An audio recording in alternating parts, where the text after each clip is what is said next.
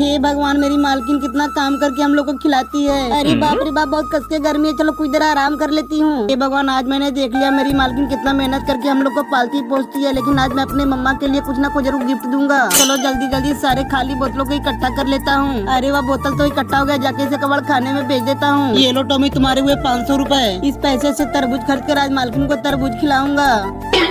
अरे टॉमी बेटा, मैं ऑफिस से आ गई, क्या कर रहे हो? आइए मम्मा, मैं आप ही का इंतजार कर रहा था। टॉमी बेटा, इतना ढेर सारे तरबूज कहाँ से लाए? अरे मम्मा, ये सब मत सोचिए, पहले आप तरबूज खाइए। अरे वाह टॉमी बेटा, ये तरबूज तो बहुत टेस्टी और स्वादिष्ट है। दोस्तों, मेरे मालकिन के लिए वीडियो को लाइक करके चैनल को सब्सक्राइब कर दीजिए प्लीज।